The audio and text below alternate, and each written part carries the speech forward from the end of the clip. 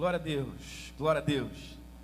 Estou bem animado hoje, irmão, porque hoje nós vamos começar uma série de estudos baseadas nesse livro aqui, Bases da Fé Cristã, de Wayne Grudem. 20 fundamentos que todo cristão precisa entender. Felizmente nós não podemos avisar nas nossas redes sociais, no nosso WhatsApp, nos nossos canais de comunicação oficiais com mais antecedência, mas graças a Deus porque você está aqui e porque essas mensagens estão gravadas.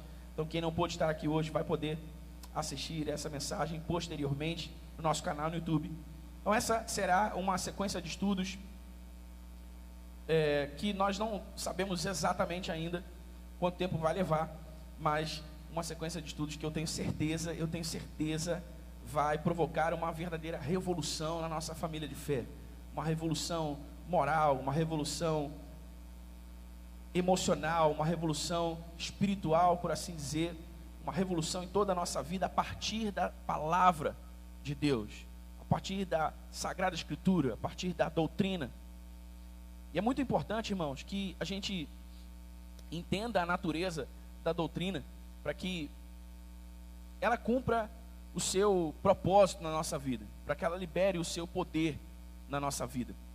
Eu estava conversando com os novos convertidos lá embaixo hoje, mais cedo, e em algum momento da nossa conversa a gente falou exatamente sobre isso, sobre a importância de um acompanhamento personalizado, sobre a importância de uma classe, uma reunião, sobre a importância de um sistema de ensino, por assim dizer, que dê aos novos cristãos, nas primeiras fases da sua jornada cristã, os fundamentos essenciais para o crescimento espiritual e a maturidade cristã. Extremamente importante, extremamente importante. Por quê? Porque o que eu vejo, irmãos, não só na nossa igreja local, mas em centenas de igrejas que eu conheço, é que os novos cristãos, aqueles que tomam a sua decisão por Cristo Jesus, a partir da pregação do Evangelho, de maneira generalizada, ok? De maneira generalizada, não estou falando dessa ou daquela igreja, mas de maneira generalizada, não recebem esse acompanhamento personalizado, não são inseridos nessas classes, nessas turmas de estudos bíblicos, portanto, não recebem os fundamentos da fé cristã para o seu crescimento espiritual e para a maturidade cristã. E o que acontece é que, uma vez que os fundamentos não estão bem postos, toda a construção é comprometida. Não é preciso ser um engenheiro para saber que os fundamentos de uma construção são a parte mais importante dessa construção. Por quê? Porque são os fundamentos de uma construção que a sustentam de pé. Se não há um bom fundamento lançado, um bom fundamento posto, todo o resto da construção, por mais bela, por mais pomposa, por mais custosa que seja, estará comprometida. Você concorda comigo? Diga amém. Assim é com a vida cristã, porque a vida cristã é uma construção, e a construção de uma vida inteira. A construção de uma vida inteira e de uma vida toda. E para que essa construção seja erguida, e seja erguida com segurança, os fundamentos precisam estar bem postos. Os fundamentos precisam estar bem colocados. E esse é o nosso trabalho, e é isso que a gente pretende com essa série de estudos. Por isso eu quero encorajar você que a partir de hoje, pelas próximas semanas, traga papel e caneta, pelas próximas semanas faça o esforço de estar presente e de não, embora as mensagens estejam gravadas e estarão salvas no nosso canal, eu creio que é parte dessa mensagem de comprometimento que a gente emite para o Senhor quando a gente vem, quando a gente está presente, quando a gente se esforça. Então, em nome de Jesus, eu quero encorajar você a partir de hoje, vir aos próximos domingos pela manhã com seu papel e a sua caneta em mãos, com seu bloco de notas eletrônico em mãos, pronto para aprender, porque é isso que a gente quer propor aqui, um grande tempo de aprendizado e edificação espiritual. Amém, irmãos? Amém? Glória a Deus. Também quero pedir que você nos ajude a espalhar essa notícia para aqueles irmãos que você conhece e não estão aqui agora pela manhã, para que estejam a partir do próximo domingo. Porque, como eu disse, irmãos, nós vamos tratar aqui de fundamentos e vamos tratar do que é essencial. Repita comigo, essencial. do que é essencial para o crescimento espiritual e a maturidade cristã. E nesse recorte que esse autor faz, desses 20 fundamentos, ou dessas 20 bases da fé cristã, está tudo o que nós devemos saber para crescer espiritualmente para a maturidade cristã com autonomia. Com autonomia. Por certo que nós, ao longo de toda a nossa vida, precisaremos de irmãos mais maduros na fé, mais experimentados na palavra, para nos instruírem, nos ensinarem aquilo que nós ainda não sabemos e não temos capacidade de aprender sozinhos. Mas há um escopo de conhecimentos essenciais, como eu tenho dito, que são necessários para que o crescimento espiritual siga sendo processado com naturalidade e que você possa fazer isso com autonomia. Vocês estão entendendo o que eu quero dizer? É o tipo de coisa que você deve saber e entender bem, para que você não seja enrolado, para que você não engula uma heresia, para que você não compre gato por lebre, para que você não seja enganado pelos falsos mestres, pelos falsos pastores, pelos falsos profetas, para que você não seja subtraído daquilo que Deus tem lhe dado. Nós temos essa preocupação e por causa dessa preocupação nós estamos propondo essa série de estudos, ok? Eu quero, infelizmente nós não conseguimos mais exemplares, eu tentei, mas nós não conseguimos mais exemplares na nossa livraria, na nossa biblioteca desse livro aqui, mas é um livro que você encontra facilmente em qualquer boa livraria cristã, e para aqueles que têm o hábito de comprar online, você encontra ele bem baratinho na Amazon, você encontra ele bem baratinho em outras lojas virtuais, em outras livrarias virtuais. Bases da fé cristã de Wayne Grudem, 20 fundamentos que todo cristão precisa entender. Nós conseguimos trazer alguns, mas que já foram vendidos já há algumas semanas e até há meses atrás, e infelizmente nós não conseguimos com o nosso distribuidor mais exemplares, mas você encontra ele facilmente em qualquer boa livraria cristã. Eu quero encorajar fortemente que você compre o livro, e leia o livro. Não basta só comprar o livro, é preciso ler o livro. Então compre o livro e leia o livro. É uma leitura muito gostosa, é uma leitura de fácil entendimento. Você vai começar a ler e não vai querer parar de ler.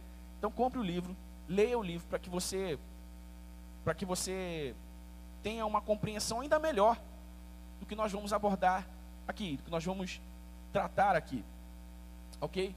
Então, quem quiser no final do culto tirar alguma foto do livro, ver de perto, anotar melhor o nome, fique à vontade, eu vou estar aqui com o livro para que você dê uma olhada nele e possa adquiri-lo então, ok? E nossa conversa necessariamente deve começar pelo entendimento do que é doutrina. E de uma maneira simples, digamos assim, certo? De uma maneira simples, nós poderíamos definir a doutrina como o que a Bíblia como um todo ensina hoje sobre algum assunto específico. O que é doutrina? Doutrina é aquilo que a Bíblia nos ensina, a Bíblia como um todo nos ensina hoje sobre um assunto específico. É muito importante, gente, que não se confunda doutrina com costumes. Cada denominação, por assim dizer, tem os seus costumes. Cada grupo específico de cristãos tem os seus costumes, que não necessariamente são doutrinas. Em muitas denominações, em muitos grupos cristãos específicos, se faz confusão entre doutrina e costumes. Doutrina é sobre o que está escrito. Costumes o costume é sobre a tradição. E a tradição não necessariamente está escrita. Então a gente precisa ter isso claro em mente para começar a conversar sobre o que a gente pretende conversar aqui. Por quê? Porque tudo que a gente vai conversar aqui parte da doutrina. Tudo que a gente vai conversar aqui é doutrina. Tudo que a gente vai conversar aqui é sobre o que a Bíblia como um todo nos ensina hoje sobre os diversos assuntos que a gente vai tratar. Certo? Certo, gente? Vocês entenderam isso? Doutrina não é mesmo que costume. Doutrina é o que está escrito. Costume é o que se vivenciou, o que se experienciou e que foi registrado pela tradição. Mas o que a gente vai tratar aqui é sobre o que está escrito. sobre a doutrina. E a primeira doutrina, o próprio Wayne Grudem faz um recorte aqui, como eu disse, de 20 fundamentos ou 20 bases da fé cristã, que ele classifica como essenciais para que todo cristão cresça e amadureça espiritualmente. E o primeiro deles é a Bíblia. A Bíblia. O que também é chamado de a palavra de Deus, também é chamado de a Escritura, também é chamada de o mandamento, também é chamada de a lei. Hoje nós vamos falar sobre a Bíblia. Então veja, qualquer análise de uma simples crença cristã, deve estar baseada no que Deus disse sobre esse assunto. Amém? Qualquer análise responsável de uma simples crença cristã deve estar baseada no que Deus disse sobre esse assunto. Não no que eu acho, não no que me é mais conveniente acreditar, não no que os meus amigos me disseram, não no que até mesmo a tradição me disse. Não. Qualquer análise responsável de qualquer simples crença cristã deve estar baseada no que Deus disse sobre determinado assunto. E tudo o que Deus disse sobre todos os assuntos que nós devemos conhecer para o nosso crescimento espiritual e maturidade cristã está registrado na Bíblia. Amém? Então o que a gente precisa saber? A gente precisa saber o que Deus diz e pensa sobre a Bíblia. O que Deus diz e pensa sobre as suas próprias palavras. Porque o que Deus pensa sobre a Bíblia, o que Deus diz e pensa sobre as suas próprias palavras, vai caracterizar o que nós vamos chamar de a doutrina da palavra de Deus, ou a doutrina da Bíblia. Amém? Amém, irmãos? Sempre que se vai analisar qualquer crença cristã, deve-se recorrer à Bíblia, ao que está escrito, ao que Deus disse sobre aquela determinada crença. E o que é surpreendente, irmãos, é que quando a gente faz isso de maneira consciente, de maneira responsável, como eu disse, nós acabamos descobrindo que muitas crenças não estão ancoradas na Bíblia. Muitas crenças não estão amparadas na Bíblia. E crenças que aparentemente até são boas, até são legítimas, mas não podem ser caracterizadas como uma doutrina. Uma coisa que acontece bastante, com bastante frequência, é a confusão não só entre costumes e doutrina, mas a confusão também entre experiências e doutrina. Experiências são experiências e nem sempre não. Nunca se tornarão uma doutrina. Elas podem estar amparadas por uma doutrina. Elas podem estar ancoradas, elas até podem ser justificadas por uma doutrina. Mas elas não devem e não deverão jamais se tornar uma doutrina. Então aquilo que eu experimentei na minha prática religiosa, aquilo que eu experimentei no meu devocional com Deus, se eu caí no Espírito, se eu falei em línguas, se eu profetizei, qualquer experiência mística que eu tenha tido ou não, ou qualquer experiência natural que eu tenha tido na minha jornada cristã, não deve ser uma doutrina. Não deve ser uma doutrina. Eu não posso fazer da minha experiência uma doutrina e começar a ensiná-la como sendo aquela a vontade de Deus. Você entendeu isso, irmão? Daí vem discussões diversas, como por exemplo, a discussão sobre o falar em línguas. Quem fala em línguas é ou não é batizado pelo Espírito Santo. Entende? E outras coisas mais, como determinada prática ser ou não ser pecado. Se vem de uma experiência pessoal de alguém e não pode ser ancorado pela palavra de Deus, é só uma experiência. E uma experiência questionável. Se é uma experiência que alguém teve com Deus e pode ser amparado pela palavra de Deus, pode ser amparado pela Bíblia, ainda é só uma experiência justificável pela doutrina, justificável pela palavra de Deus, pela Bíblia. Mas isso jamais pode se tornar uma doutrina. Eu jamais posso ensinar uma experiência como uma doutrina. O que eu posso é dizer, olha, certa vez eu tive tal experiência, isso me edificou de tal forma. Entende? Certa vez eu passei por tal situação e essa tal situação me ensinou tal coisa. O que corrobora com o que a Bíblia diz em tal lugar, porque o que a Bíblia diz é a vontade de Deus. Mas eu não posso pegar essas minhas experiências e dizer, olha, faz isso, porque essa é a vontade de Deus.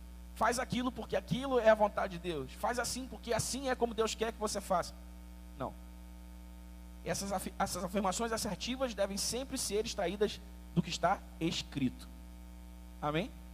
Daí vem a necessidade de, numa outra ocasião, a gente vai fazer isso, compartilhar conhecimento sobre interpretação bíblica. Como é que eu interpreto o que está escrito? Para que eu não fique nos achismos da vida, mas conclua com certeza e convicção aquilo que é a vontade de Deus.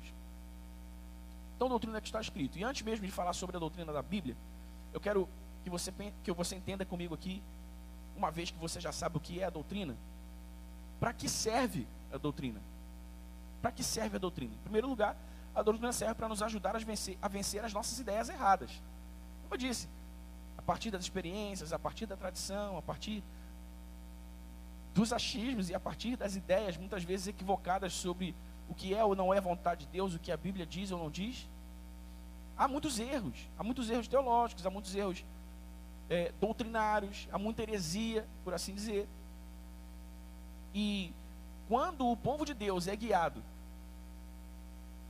mesmo inconscientemente, porque na maioria das vezes o povo não sabe, quem compra uma heresia como verdade não sabe que aquela heresia é uma heresia, não sabe que aquilo não é a vontade de Deus, não sabe que aquilo é uma interpretação errada das Escrituras. Então, quando isso acontece, o povo de Deus que recebe esses ensinos falsos, que recebe essas heresias, que recebe essas interpretações equivocadas das Escrituras, eles estão comprometendo o seu fundamento. E se eles estão comprometendo o seu fundamento, todo o resto da construção também estará comprometida. E o que acontece com o tempo, irmãos, é que as pessoas, ou essas pessoas em especial, elas entram em uma confusão tão grande a respeito do que é ou não é vontade de Deus, a respeito do que a Bíblia diz ser a verdade ou não, que não muito tempo depois de entregarem suas vidas a Cristo, elas apostatam da fé, elas desistem. Por quê? Porque não há um conhecimento claro sobre a doutrina. E porque não há um conhecimento claro sobre a doutrina, o crescimento espiritual e a maturidade cristã não podem ser processados corretamente. Então, se essa pessoa não percebe alguma evolução, algum crescimento, alguma transformação de vida efetiva, real, concreta, a partir do que ensina a palavra de Deus, ela pensa, olha, eu estou aqui no Evangelho esse tempo todo e a minha vida não mudou em nada. Que diferença faz estar aqui ou estar lá? Mas isso não se deve a Jesus, não se deve ao Evangelho, se deve à fraqueza dos fundamentos, se deve ao entendimento equivocado do que são as bases da fé cristã. Então, em primeiro lugar, a doutrina serve para nos ajudar a vencer as nossas ideias erradas sobre quaisquer assuntos relativos à vida cristã. Amém? Irmãos, não são poucas ideias erradas, não. São muitas. São muitas. Espalhadas aí pelo globo terrestre afora. E a gente precisa combater essas ideias erradas com a doutrina. Em segundo lugar, a doutrina serve para nos ajudar a tomar melhores decisões nas próximas questões doutrinárias que a gente tiver de encarar. Então, quando surgir um novo ensino, quando surgir uma nova profecia, quando surgir uma nova mensagem, eu então tenho condições de, a partir da doutrina, ou seja, a partir do que a Bíblia como um todo nos ensina hoje sobre determinado assunto, julgar se aquilo é correto ou não, julgar se aquela é a vontade de Deus ou não. É aquela famosa perguntinha aquela famosa perguntinha poderosa para encerrar qualquer questão teológica. O que a Bíblia diz sobre isso? Entende? Então, saber e conhecer bem a doutrina também nos ajuda a tomar melhores decisões em questões doutrinárias futuras. À medida que os erros vão sendo corrigidos, à medida que o que é nebuloso vai ficando claro, à medida que eu vou entendendo cada vez mais e melhor qual é a vontade de Deus revelada para mim nas Escrituras, eu vou me tornando cada vez mais seguro, cada vez mais convicto na minha fé. Amém? E segurança e convicção de fé, irmãos, são fundamentais para que a gente permaneça no caminho. Você concorda comigo? Se eu permaneço no caminho, foi o que eu disse a respeito do crente que vai comprometendo o seu fundamento ao longo do tempo. Se ao longo do caminho eu não desenvolvo a minha jornada espiritual, a minha jornada cristã, baseada em fé e convicção, irmão, vai ficando tudo muito frouxo, vai ficando tudo muito sem ajuste. Tudo vai sambando, e aí as questões vão surgindo, até mesmo, irmãos, os problemas inerentes à vida de todo ser humano vão surgindo. E mesmo sendo um cristão e estando no reino de Deus, por não ter um fundamento bem colocado, eu vou lidando com esses problemas de maneira carnal. Eu vou lidando com esses problemas a partir das minhas ideias erradas sobre a vida, sobre Deus, sobre a vontade de Deus para mim. E aí, quando os resultados não vêm, eu atribuo essa culpa a Deus, eu atribuo essa responsabilidade ao Evangelho, eu atribuo essa responsabilidade a Jesus, que não está transformando a minha vida. Você percebe como é que o caminho como o caminho é cheio de armadilhas? Então, para que isso não aconteça, irmãos, eu preciso da doutrina. Eu preciso da doutrina para que eu seja capaz de tomar melhores decisões sobre questões doutrinárias. E por fim, a doutrina, ela é importante, ela serve para me ajudar a crescer como cristão. De novo, o que vem da fé e o que vem da convicção é o que fortalece o nosso espírito. Amém? Hebreus 11:1 diz, olha, a fé é a certeza e a convicção das coisas que se esperam, é a certeza das coisas que se esperam e a convicção dos fatos que não se veem. Então, quanto mais certeza e convicção a gente tem sobre quem Deus é, sobre a vontade de Deus, sobre o plano de Deus, sobre o propósito redentivo de Deus, sobre a natureza da igreja, sobre a Bíblia, sobre a oração, sobre os diversos assuntos do escopo doutrinário essencial da fé cristã, quanto mais certeza, quanto mais convicção eu tenho, irmãos, mais saudável é o meu crescimento espiritual. Amém? Amém, irmãos? Mais saudável é o meu crescimento espiritual. Então veja, eu estava conversando lá embaixo com os novos convertidos sobre o condicionamento espiritual, comparando o condicionamento espiritual com o condicionamento físico. Se eu quero sair do sedentarismo e melhorar o meu condicionamento físico, o que eu preciso? Eu preciso começar a me exercitar, preciso começar a comer melhor, preciso dormir melhor, preciso cuidar melhor da minha saúde. E se eu para sair do sedentarismo preciso começar a me exercitar, e vou começar a me exercitar do zero, eu não posso achar que eu vou me exercitar em alta performance como um atleta que treina todo dia, da noite para o dia. É ou não é? Eu começo devagarinho e vou aumentando a minha carga de exercício, vou aumentando a minha carga de treinamento aos poucos. Então, quem não ora, quem não lê a Bíblia, não pode sair correndo desesperadamente para ler toda a Bíblia em um ano, para orar por 1h30, 2 horas por dia, que não vai conseguir. Não vai conseguir. E aí, quando não consegue, desiste porque acha difícil. Esse desiste, voltou a estaca zero. Não há crescimento, não há desenvolvimento. Você não desenvolve o seu condicionamento espiritual, o seu condicionamento físico e o seu condicionamento espiritual, exatamente. Então é mais ou menos a mesma coisa. Eu preciso fazer o quê? Eu preciso começar a correr num ritmo sustentável. Eu começo a correr 20 minutos por dia. Depois de 2 semanas eu começo a correr meia hora.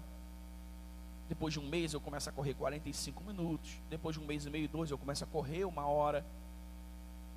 Depois eu começo a correr mais de 1 hora. Depois eu começo a aumentar a intensidade da minha corrida. Por quê? Porque o meu corpo está pedindo mais carga. O meu corpo está pedindo mais exercício.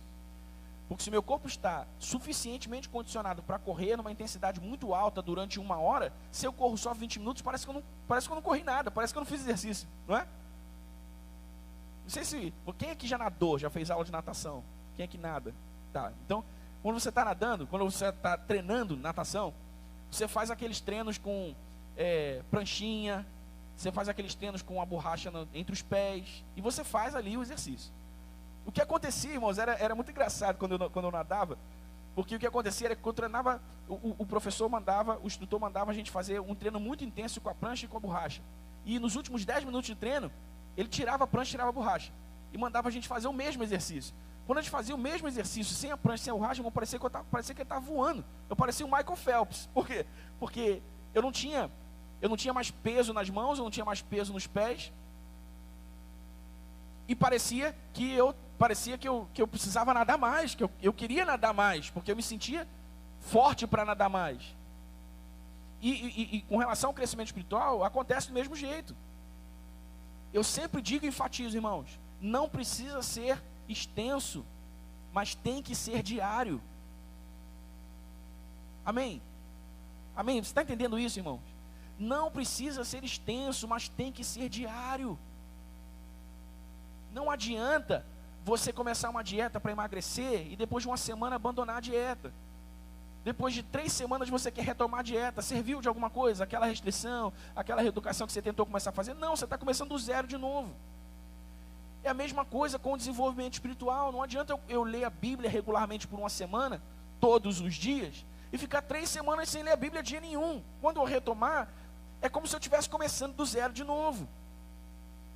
Para que eu perceba um crescimento, para que eu perceba uma evolução progressiva, para que eu perceba a saúde espiritual se manifestando, eu preciso de constância, porque a constância gera consistência, e quanto mais consistente eu sou, mais carga eu vou me tornando capaz de suportar. Então o que vai acontecer? O que vai acontecer é que você só consegue orar 10 minutos por dia hoje.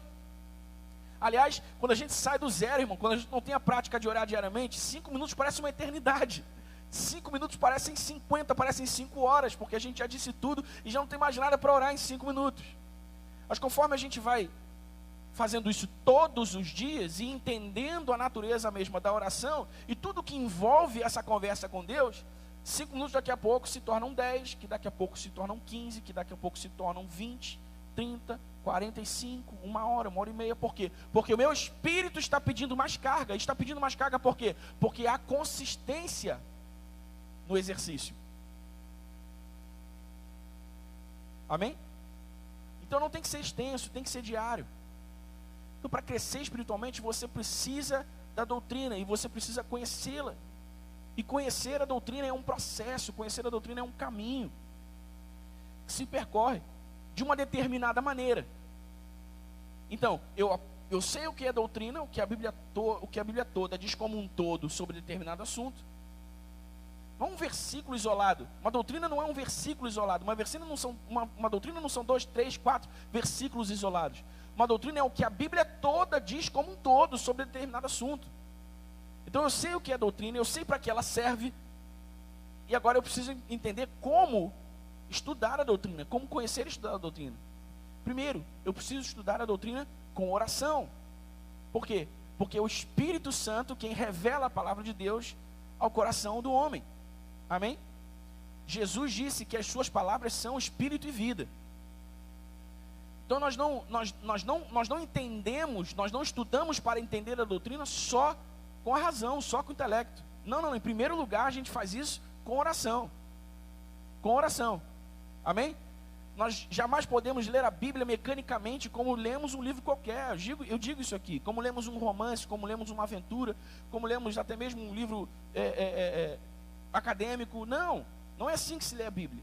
A Bíblia se lê em espírito de oração. A Bíblia se lê com o coração contrito. A Bíblia se lê com foco, com concentração. A Bíblia se lê com sensibilidade. A Bíblia se lê em oração constante. Espírito Santo, revela no meu coração a tua palavra. Como isso se aplica à minha vida. Como eu posso pessoalizar isso que eu estou lendo. Me ensina, Espírito Santo, o que eu talvez não consiga entender numa leitura corrente, numa leitura simples desse texto que eu estou lendo agora. A gente precisa ler a Bíblia em espírito de oração. De novo, se eu não leio a Bíblia em espírito de oração, ou se eu não estudo a doutrina corretamente, ela daqui a pouco se torna um fardo, e eu não quero mais estudar, e eu não quero mais ler. É o que acontece com quem vai ler é o que acontece com quem lê a Bíblia religiosamente. Então, eu não leio a Bíblia porque é convencionado que todo crente tem que ler a Bíblia. Eu não leio a Bíblia porque me disseram que todo crente lê a Bíblia. Eu não leio a Bíblia porque, sabe, irmãos, não é algo que me é imposto.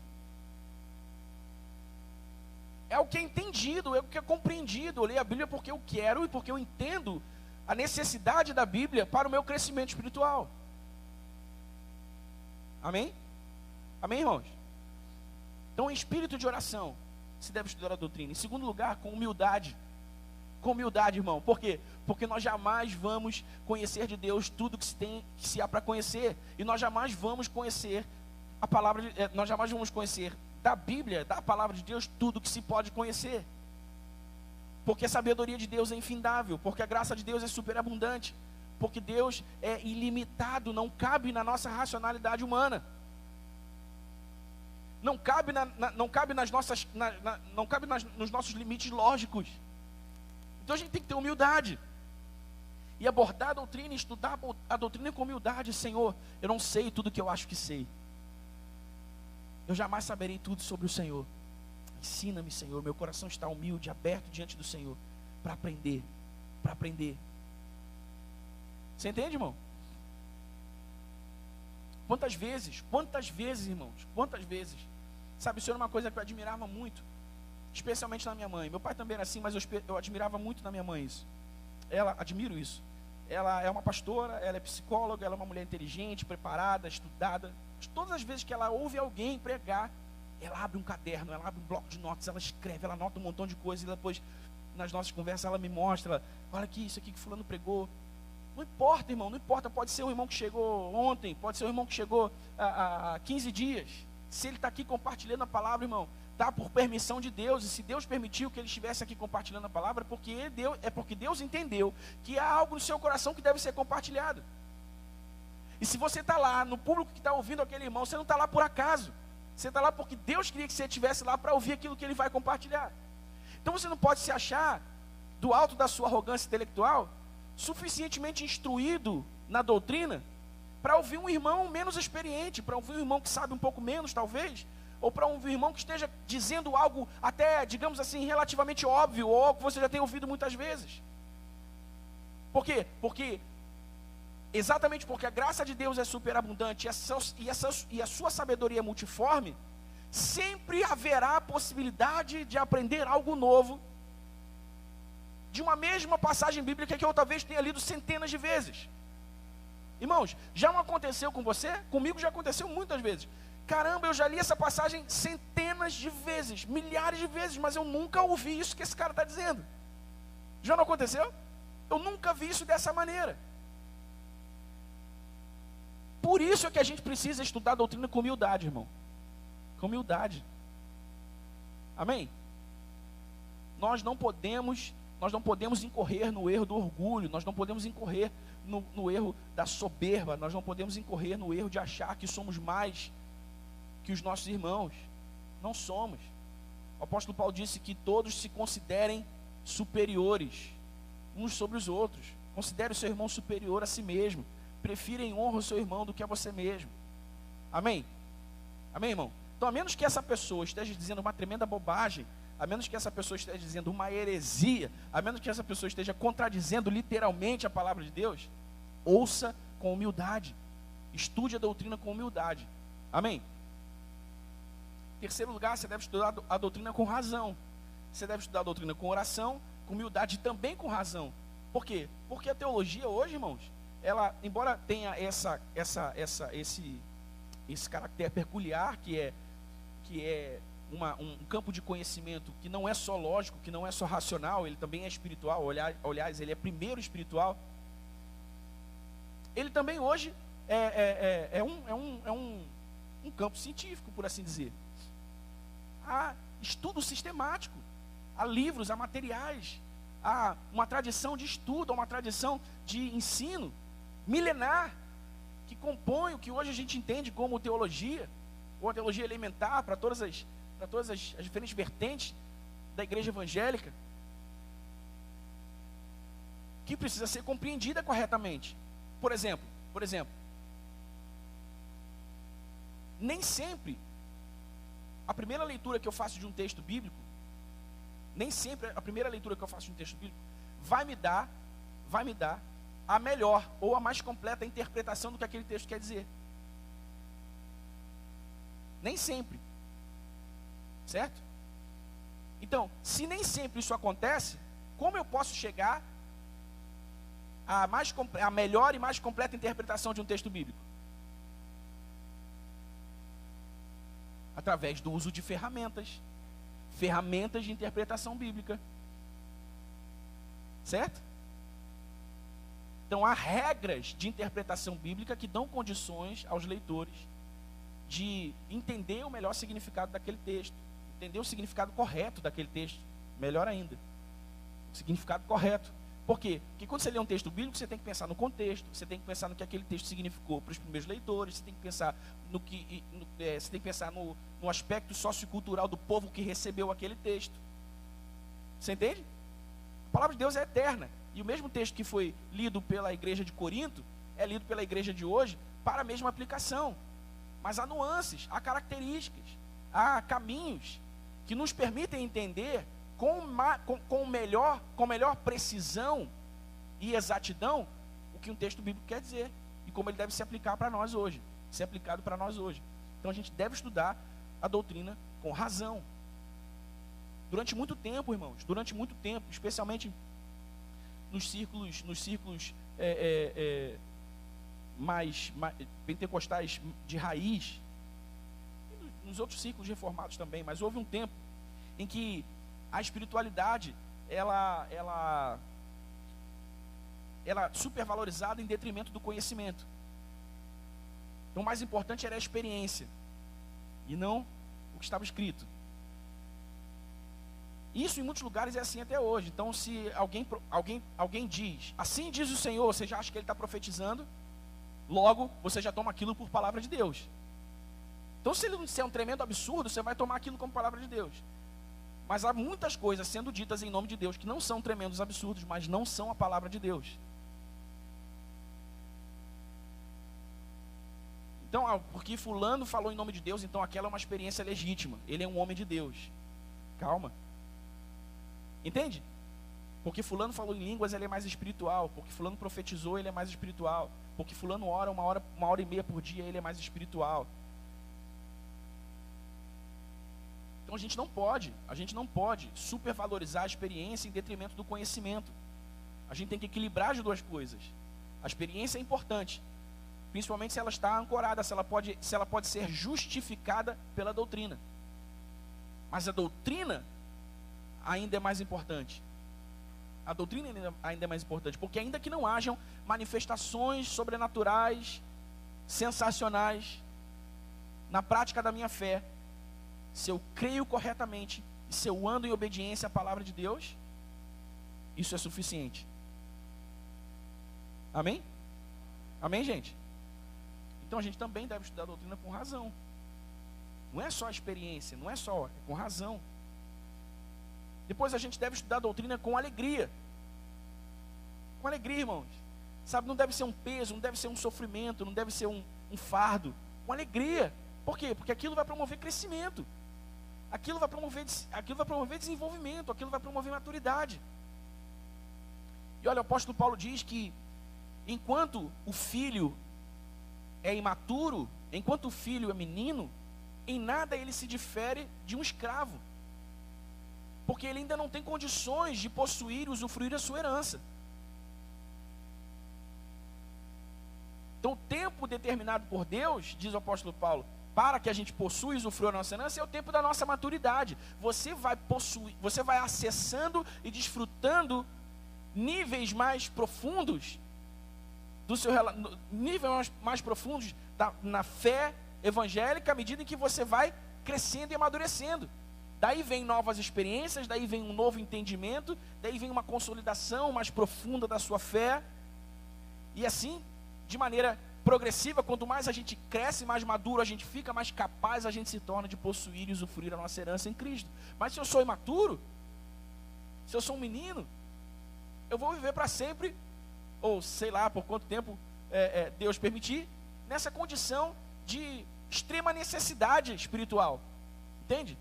Eu preciso o tempo todo que alguém esteja colocando uma comidinha na minha boca, que alguém esteja me ensinando o beabá, falando comigo sobre os fundamentos, as coisas mais básicas da fé cristã, mesmo depois de 10, 15, 20 anos do Evangelho. Os pastores e os mestres estarão aí sempre, e farão isso sempre, porque é parte da nossa função ministerial. Mas essa não é a vontade de Deus para você. A vontade de Deus para você é que você cresça, se desenvolva, amadureça, e chegue ao ponto em que agora você pode compartilhar e instruir outros. Amém? Essa é a vontade de Deus, que você possa compartilhar e instruir outros.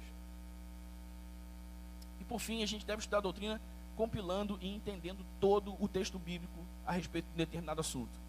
Por isso é que às vezes eu digo aqui, né, irmão, dá trabalho, dá um trabalhinho, mas é um trabalho gostoso, é um trabalho necessário, é um trabalho importante. E cara, eu sempre falo isso aqui, ninguém pode ficar refém do que um pastor está dizendo num púlpito. Ninguém pode ficar refém do que um pastor está dizendo no púlpito. Glória a Deus, irmãos. Glória a Deus porque você confia na minha vida, na minha integridade. Glória a Deus porque você confia na minha história. Glória a Deus porque você confia no que eu prego aqui. Glória a Deus por isso. E posso garantir a você que eu não tenho pregado nenhuma heresia, nada que é contrário à vontade de Deus. Mas, irmão, vai que um dia eu viro a cabeça e começo a falar um monte de bobagem aqui. Se você não tem a doutrina, se você não é preparado na doutrina, eu te levo comigo, nessa barca furada. Entende? E aí é um problemão para mim, como um pastor, mas é um problema para você também, porque isso vai ter repercussões, isso vai ter desdobramentos na sua vida, na sua prática cristã. Então você precisa conhecer a doutrina. Paulo diz, olha, vocês precisam ouvir todas as coisas e reter o que é bom. Como eu vou saber o que é bom para reter o que é bom, se tudo que aquela pessoa está dizendo para mim é o que é Deus falando? Entende? Então a gente precisa também desse senso crítico. E como a gente consegue isso? A gente consegue isso aprendendo a doutrina, aprendendo a compilar, aprendendo a entender como a Bíblia toda hoje, ou o que a Bíblia como um todo hoje diz sobre determinado assunto. Amém? Você está me acompanhando? Ok? Então, o que é a doutrina? Para que serve a doutrina e como estudar a doutrina? Posto esse fundamento, eu queria começar a falar com vocês sobre a primeira e mais importante doutrina da fé cristã, que é a doutrina da Bíblia, a doutrina da palavra de Deus. Amém? Como eu disse, qualquer análise responsável de qualquer crença cristã precisa partir daquilo que Deus disse. Então a pergunta é, o que Deus disse sobre a Bíblia? O que Deus disse sobre a sua própria palavra? Amém? Isso vai nos levar à seguinte conclusão. Há quatro categorias distintas que caracterizam a palavra de Deus como um todo, que caracterizam a Bíblia como uma doutrina: autoridade, clareza, necessidade e suficiência. Autoridade, clareza, necessidade e suficiência. Então a gente precisa conhecer a autoridade das Escrituras, a gente precisa conhecer a clareza das Escrituras, a gente precisa conhecer a necessidade das Escrituras e a suficiência das Escrituras. Entender essas quatro categorias para conhecer a doutrina da Bíblia. A Bíblia para conhecer a doutrina da Bíblia, a doutrina da palavra, o que a palavra de Deus como um todo diz sobre a Bíblia, sobre as suas próprias palavras. Então abra sua Bíblia comigo aí em 2 Timóteo capítulo 3, versículo 16. Isso é bastante conhecido, a gente já leu muitas vezes esse texto aqui, e ele, na minha opinião, é um dos mais importantes textos concernentes à doutrina da Bíblia, concernentes à doutrina da palavra de Deus.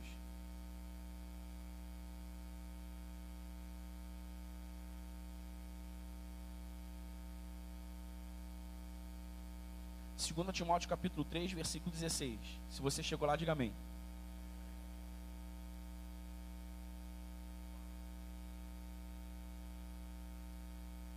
Diz assim a Bíblia: toda a Escritura é inspirada por Deus e útil para o ensino, para a repreensão, para a correção e para a instrução na justiça. Diga comigo, toda a Escritura. Diga de novo, toda a Escritura. Toda a Escritura é inspirada por Deus, irmãos. Toda a Escritura é inspirada por Deus.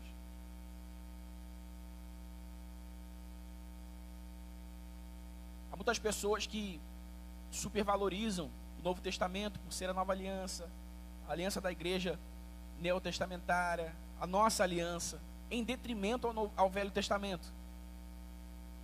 Em muitos lugares até se prega que o Novo Testamento, que o Velho Testamento não interessa mais. O que interessa é o Novo Testamento. E não, irmão.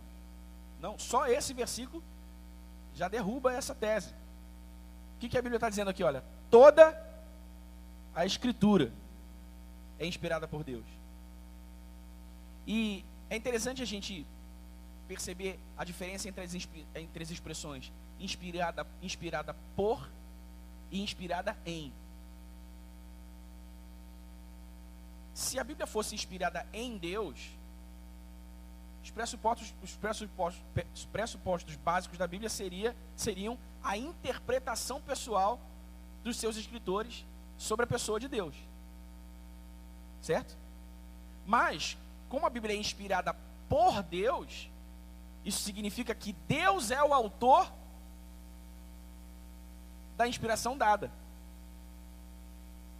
Deus é o autor da revelação dada e registrada pelos escritores da Bíblia. Então, quando a gente lê que a Bíblia toda, que toda a Escritura é inspirada por Deus, a gente está lendo que toda a Escritura, o Antigo Testamento, o Novo Testamento, toda a Escritura foi dada, foi soprada por Deus no coração dos escritores, na mente e no coração dos escritores que a redigiram. Essa é a primeira coisa importante, é saber que toda a Escritura é inspirada por Deus. Então, há tanto para se aprender no Antigo Testamento quanto no Novo, irmãos. Amém? A nova aliança, ela foi anunciada pelos profetas. Cristo foi anunciado pelos profetas. A nova aliança foi prometida pelos profetas no Antigo Testamento. Para compreender todo o plano redentivo de Deus, você precisa compreender toda a narrativa bíblica. E toda a narrativa bíblica inclui o Velho Testamento. Amém? Eu sei que esse provavelmente não seja um problema nosso aqui, dessa igreja local. Mas em muitos lugares isso é um problema. O Antigo Testamento ele é meio que deixado de lado. E não pode ser deixado de lado. O que a gente precisa saber é o que se deve aprender e como se deve aprender com o Antigo Testamento. Sempre à luz do Novo Testamento. Mas o fato é que toda a Escritura é inspirada por Deus. Você sabe que a expressão, como nós lemos muitas vezes no Antigo Testamento, assim diz o Senhor, especialmente nos livros proféticos, essa expressão, assim diz o Senhor, ela era entendida pelos primeiros leitores como o mandamento de um rei. Então, olha, não foi por acaso que essa expressão, assim diz o Senhor, foi registrada na Bíblia. Porque Deus queria que a gente lendo, assim diz o Senhor, entendesse, olha, o rei está liberando um mandamento. Isso indicava que o que se seguia, após a expressão assim diz o Senhor, deveria ser obedecido sem objeção, sem questionamento. Você entende, irmão? Você entende isso? Então, quando eu leio a palavra de Deus, eu devo ouvir, assim diz o Senhor. E quando eu ouço assim diz o Senhor, mas e se? Não, mas eu não concordo. Mas isso, aquilo, outro. Então, isso é uma outra coisa. As suas ponderações e o que você concorda, deixa de concordar é outra coisa. Mas assim diz o Senhor. A primeira característica, irmãos, a primeira característica é a autoridade. A primeira característica da Bíblia que a configura como uma doutrina, a primeira coisa que Deus revela sobre a Bíblia, sobre a sua palavra, na Bíblia, na sua palavra, é a sua autoridade. A autoridade das Escrituras. A gente vê o apóstolo Paulo, por exemplo, em muitos lugares dos seus escritos, fazendo referências do Antigo Testamento.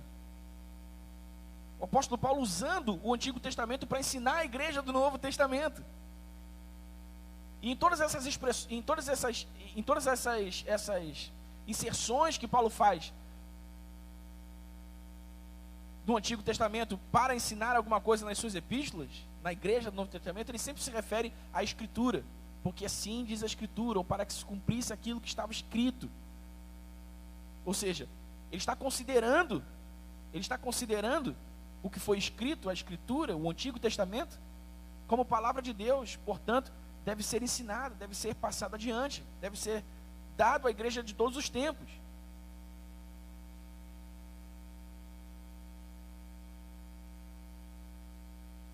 Então a gente precisa entender isso, olha. O que significa dizer que a Bíblia tem a autoridade divina? O que significa interpretar que Deus revelou na sua palavra que ela é a autoridade final no que concerne a sua própria revelação? Isso quer dizer que, independentemente de como as palavras chegaram até os autores, porque alguns receberam diretamente de Deus, outros receberam porque os que receberam primeiramente diretamente de Deus passaram isso, registraram isso. Mas independentemente de como essas palavras chegaram até os autores, o que eles escreviam que eles escreveram, de fato, era uma extensão de si mesmos, de suas personalidades, de suas habilidades, de suas origens, de seu treinamento. Mas, também eram exatamente as palavras que Deus desejava que eles escrevessem. As próprias palavras que Deus reivindicaria como as suas palavras. Isso quer dizer, irmãos, que o fato de ter sido escrito por alguém, o fato de ter passado pela personalidade de alguém, passado pelo treinamento de alguém, passado pela... Isso não anula, isso não quer dizer que a palavra é humana, porque ela é inspirada. E não é inspirada em, é inspirada por. Amém? Passou pelos escritores, mas foi dada por Deus. É a palavra do próprio Deus. Você está entendendo isso, irmãos? Então, como Deus diz na Bíblia que é escritura, ou melhor, como Deus diz, está correto? Como Deus diz na Bíblia que é escritura, que as suas palavras são suas, tem a autoridade da sua própria pessoa. Não há, irmãos, não há, em última análise, nenhuma autoridade a quem nós devamos apelar como uma prova dessa reivindicação, senão a própria Escritura. Porque se o próprio Deus diz que a sua palavra é a autoridade, a quem eu vou recorrer para que essa autoridade seja aprovada? A sua palavra. Você está me entendendo? Amém? Que autoridade pode ser maior que Deus? Não, eu vou recorrer a uma instância maior para saber se o que Deus disse é verdade mesmo. Não há instância maior que Deus para que se faça isso. A sua palavra é autoridade porque Ele disse que é. Amém? Há a autoridade a autoridade acerca de si mesmo, a autoridade final acerca de si mesmo. E aí a gente entende o que João diz em João capítulo 1, versículo 1. No princípio era aquele que é a palavra, o verbo. E a palavra, o verbo, estava com Deus, e a palavra e o verbo era Deus. Você entende isso, irmão? No princípio era a palavra estava com Deus, a palavra era o próprio Deus. Deus revelou-se a si mesmo em toda a Escritura. Portanto, a Escritura Sagrada é a autoridade final acerca de Deus e de tudo o que diz respeito a Ele. Surgiu alguém falando uma novidade aí, em nome de Deus. Peraí. Pouco me importa o que essa pessoa está dizendo. Deixa eu ver se o que ela está dizendo está escrito. Se está escrito, então, vem de Deus. É uma autoridade. Você está entendendo isso, irmão? Então, olha, a Bíblia, a Escritura, definitivamente, obtém a sua autoridade dela própria. Como eu disse, você não vai recorrer a ninguém para saber se o que Deus disse é verdade mesmo. Só a palavra de Deus.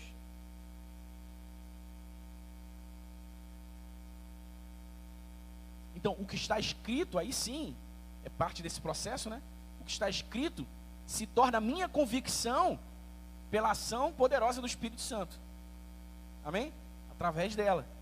Quando eu me exponho a ela com fé. Então o Espírito Santo trabalha e torna aquilo meu, torna aquilo minha convicção, torna aquilo a minha fé.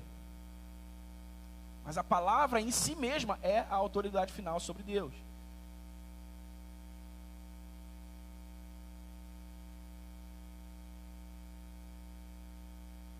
Veja João 17.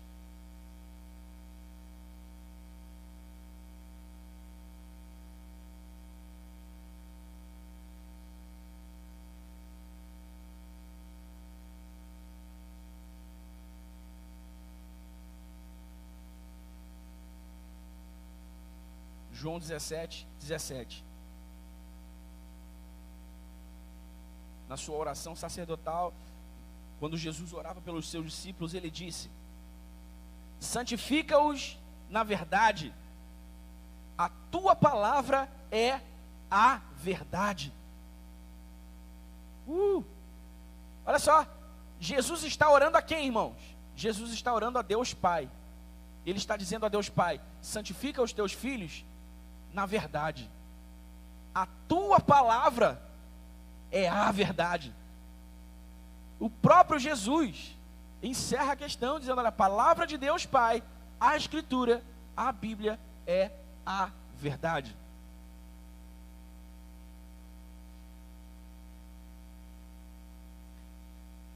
As palavras de Deus são o aferidor final pelo qual toda suposta verdade deve ser avaliada. Então, o que está em conformidade com a Escritura é verdade. O que não se harmoniza com ela não é verdade. Amém? Amém, irmão? Presta atenção aqui, ó. Eu falei que a gente deve estudar a doutrina como? Com a razão e também com a oração. Se eu estudar a doutrina só com a razão, sem a oração, o que vai acontecer? Eu vou encontrar muitos pontos de questionamento. Mas questionamentos sem sentido. Agora, se eu faço isso com oração, o Espírito revela a verdade. E os meus questionamentos, eles serão sempre conformes à verdade. Para a sua maior, para um entendimento, a sua maior extensão.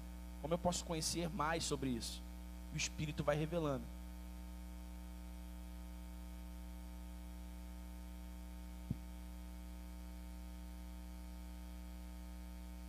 Amém, irmãos?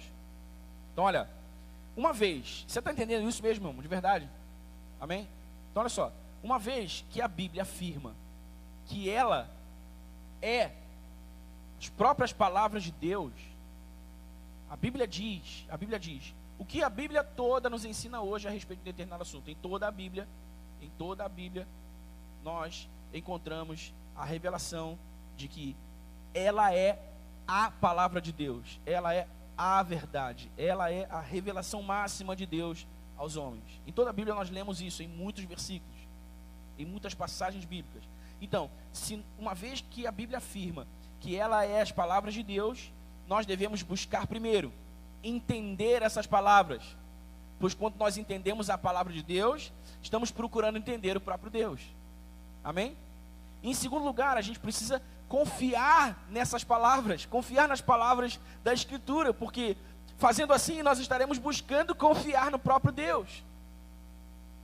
E em terceiro lugar, a gente precisa obedecer às palavras da Escritura, pois fazendo isso, nós estamos buscando obedecer ao próprio Deus. Amém? A palavra de Deus é a autoridade final, a autoridade final do que concerne a sua própria revelação. Amém? Não vamos buscar a revelação de Deus em outro lugar, na Bíblia, porque ela é toda a revelação de Deus que a gente precisa. Amém? Amém, igreja? Essa é a primeira característica, autoridade. A segunda é clareza. Clareza. Presta atenção. À medida que a gente lê a Bíblia, a gente procura entender a Bíblia, a gente vai descobrindo que algumas passagens são mais fáceis de entender do que outras. Sim ou não? Eu sempre digo para os novos crentes: olha, não comecem a ler a Bíblia pelo Antigo Testamento. Comecem pelo Novo. Comecem especialmente por João. E leiam Mateus, Marcos, Lucas. Depois leiam os Apóstolos. Depois leiam Efésios. E aí você vai fazendo um paralelo com o Antigo Testamento. Não começa assim do zero lendo o Antigo Testamento. Senão vai dar nó na sua cabeça. Quando você entrar em Levítico, em Números, que é uma parte mais complicada da história, vai dar nó, você vai querer parar de ler. Então, está claro para todos nós que algumas passagens da Bíblia são mais fáceis ou mais difíceis de entender do que outras. Agora, isso não quer dizer que a Bíblia não foi escrita para que todos entendam. Pelo contrário, a Bíblia foi escrita e foi organizada por inspiração de Deus para que todas as coisas necessárias para que alguém se torne um cristão verdadeiro, viva como um cristão verdadeiro e desenvolva a sua fé como um cristão verdadeiro, estão claras. Amém? Amém, irmãos? Aquilo que é necessário para que você se torne um cristão, viva como cristão e cresça e se desenvolva como cristão verdadeiro, estão claras na Bíblia. Você consegue ler e entender de uma única vez. Agora, é claro, a gente vai aprendendo a ler, aprendendo a compreender a Bíblia como um todo, e aí vai precisando estudar mais e aprender como estudar mais. Mas tudo aquilo que é essencial à salvação e ao crescimento, irmão, está claro. Está claro. Por quê? Porque a Bíblia não tem só autoridade, ou ela não é só a autoridade final sobre Deus. A Bíblia também tem clareza. E Deus fez assim, para o crescimento espiritual dos seus filhos. Salmo 119, abre aí a sua Bíblia.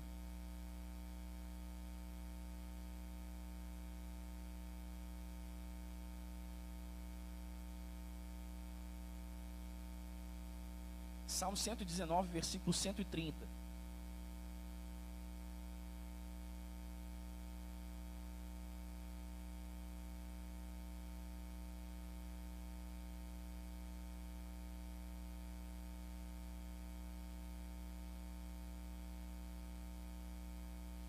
Se achou, diga amém. Olha, Salmo 119, 130 diz assim: a palavra de Deus é tão compreensível. Perdão, estou lendo meu texto aqui, olha. A explicação das tuas palavras ilumina e dá discernimento aos inexperientes. Uau! Preste atenção nesse versículo, irmão. A explicação das tuas palavras ilumina e dá discernimento aos inexperientes. Ela ilumina porque ela tem clareza. Amém? Quando você pega a palavra de Deus, você, então essa é a vontade de Deus. Então esse é o plano de Deus. Então olha, a palavra de Deus ela é tão compreensível, tão clara, que mesmo uma pessoa simples, uma pessoa sem muito discernimento, pode se tornar sábia por ela. Olha, quantas pessoas, irmãos, presta atenção, quantas pessoas eu conheço, você conhece, que não tem muita instrução formal, não são preparadas academicamente, mas que já leram tanto a Bíblia, já comeram tanto a palavra de Deus, estão tão cheias da palavra de Deus, que se mostram pessoas extremamente sábias. Você conhece gente assim? Gente sábia, gente, né, tem uma palavra ponderada, que tem uma palavra diretiva, que sabe, e você, caramba, é Deus falando, não é? Por quê? Porque a palavra de Deus, nós lemos aqui, olha, a explicação das tuas palavras ilumina e dá discernimento aos inexperientes. Até alguém inexperiente, até alguém sem muito discernimento é capaz de crescer por meio da palavra de Deus, tornar-se sábio por meio da palavra de Deus. Um bom entendimento das Escrituras também tem a ver com a nossa condição espiritual, tá, irmãos? Conforme a gente cresce também por meio das outras disciplinas espirituais, além da meditação bíblica, oração, adoração, serviço, comunhão entre os irmãos, os sacramentos, o batismo, a ceia do Senhor, tudo isso vai nos dando mais condições de compreender com cada vez mais clareza a palavra de Deus.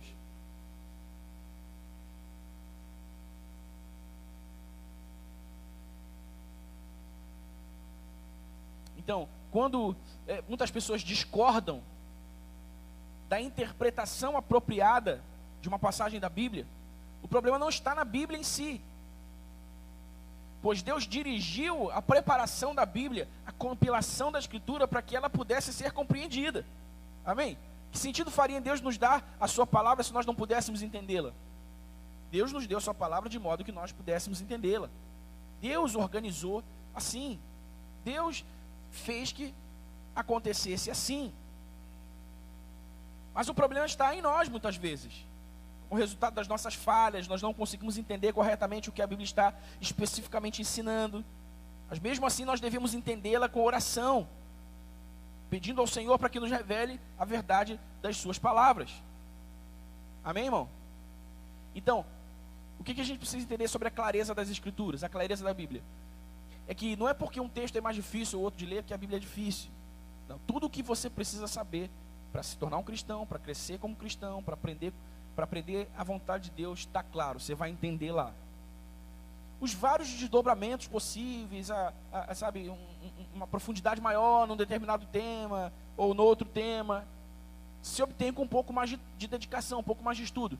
Mas o que você deve saber, está claro. Está claro. Amém? Amém, igreja? Glória a Deus. Essa é a segunda característica da Escritura, a clareza da Escritura. A terceira é a necessidade da Escritura. Então, olha só, não é só verdade que as coisas necessárias para se tornar um cristão, viver como cristão, crescer como cristão, estão claramente apresentadas na Bíblia. Também é verdade que sem ela nós não poderíamos conhecer essas coisas. Amém? Então a Bíblia não é só autoridade sobre Deus. A Bíblia não é só clara a respeito de Deus. Mas a Bíblia também é necessária para se conhecer a Deus. Porque ela é a própria revelação de Deus. Sem ela nós não conhecemos Deus, nós não conhecemos quem Deus é, a sua vontade, as suas aspirações, as suas expectativas. Então irmãos, presta atenção, eu sempre falo aqui sobre a diferença entre precisar e depender de alguma coisa. Sobre alguma coisa ser importante e outra coisa ser necessária. E todo exemplo que toda vez que eu falo disso, eu dou o mesmo exemplo. Quem nunca tirou ou afrouxou um parafuso com uma faca de pão? Todo mundo já fez isso uma vez na vida. Então, dependendo, obviamente, claro, né? Esse exemplo tem as suas limitações. Mas dependendo do tipo de parafuso, dependendo de como o parafuso está, é um parafuso simples. Dependendo de como esse parafuso está posto na parede, você consegue tirar esse parafuso de lá com uma faca de pão. Existe uma ferramenta adequada para isso, que é a chave de fenda. Mas sem uma chave de fenda, você também consegue tirar. Né? Aspas aí, ó, dependendo do parafuso. Mas sem, né, de maneira generalizada, sem uma chave de fenda você consegue tirar, né? Então, você não necessariamente depende de uma chave de fenda para tirar aquele parafuso. Você precisa de uma, mas você pode resolver sem. Agora, dependendo do parafuso, né, dependendo do... Aí não tem faca de pão certa. Se não for com a ferramenta certa, você não tira aquele parafuso de lá. Um parafuso simples você consegue, mas um parafuso mais difícil não. Então a diferença entre precisar e depender. Quando você precisa, você consegue dar um jeito sem. Quando você depende, não há jeito a se dar sem aquilo. Não é? Senta e chora, porque não tem jeito. E a característica da palavra de Deus, a terceira característica da palavra de Deus, da Bíblia, é necessidade, porque nós não precisamos da Bíblia. Nós dependemos da Bíblia. Amém? É diferente. Nós não precisamos da Bíblia, nós dependemos da Bíblia. Mais 2 minutinhos e eu acabo. Abra sua Bíblia aí, rapidamente. Em 2 Timóteo 3,15. Um versículozinho anterior àquele que a gente leu no começo.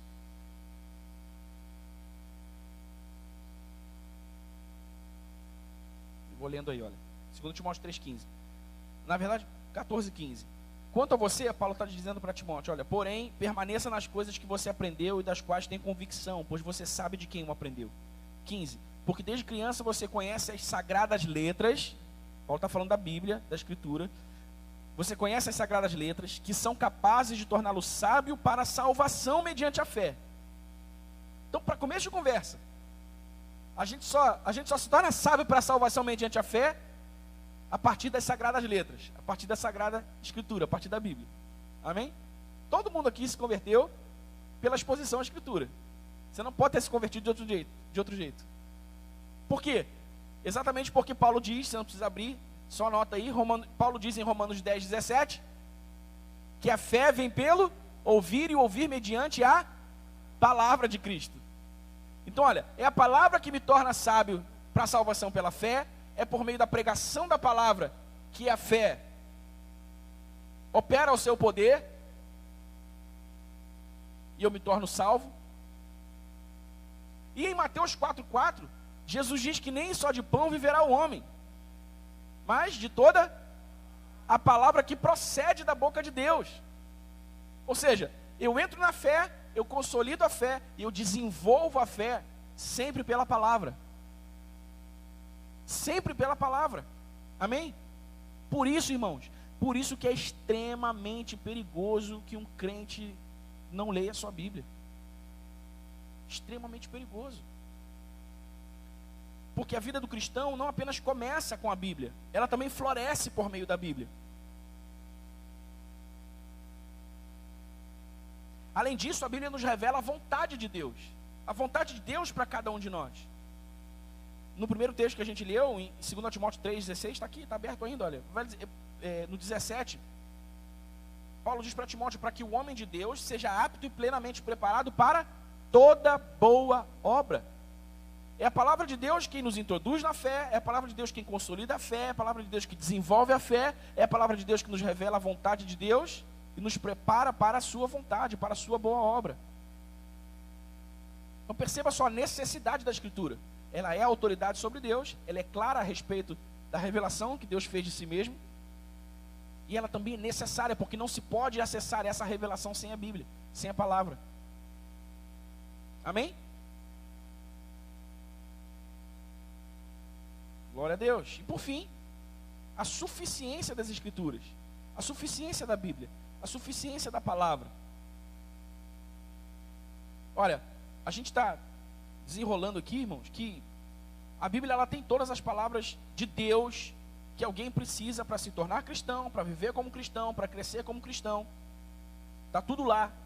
No Salmo 119, versículo 1, você não precisa abrir, eu vou ler para você aqui, ó. O salmista diz: como são felizes os que andam em caminhos irrepreensíveis e que vivem conforme a lei do Senhor.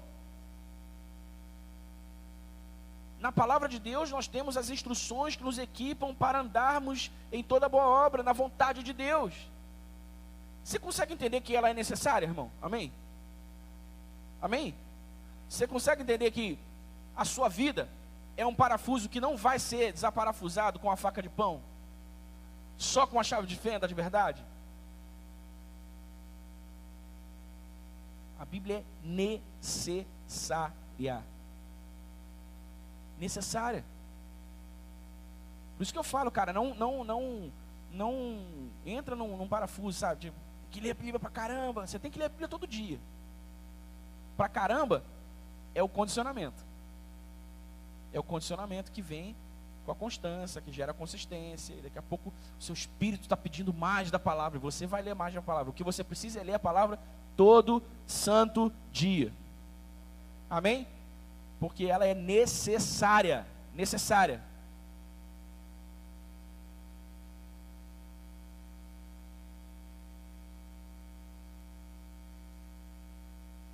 Amém, irmãos? Glória a Jesus. Então, olha, uma vez que a Bíblia afirma que ela é a própria palavra de Deus, a gente precisa entender, a gente precisa confiar e a gente precisa obedecer. Amém?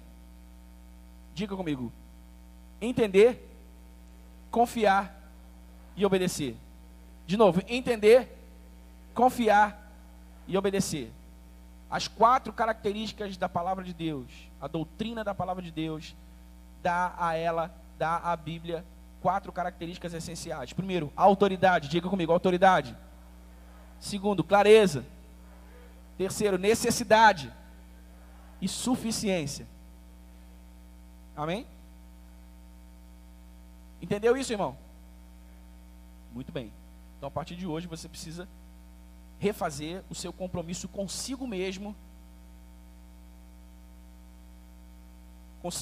e com Deus, de não deixar de ler a sua Bíblia por um dia sequer. Amém? Amém, irmão? Essa é a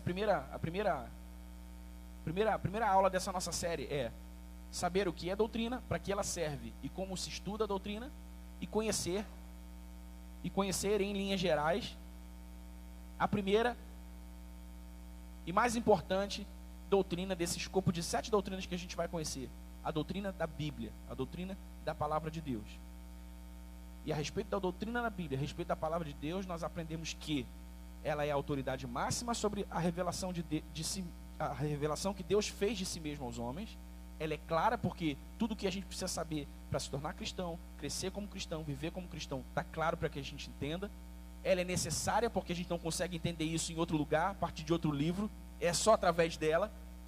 E ela é suficiente porque ela tem toda a revelação de Deus para nós. Amém? Amém, igreja?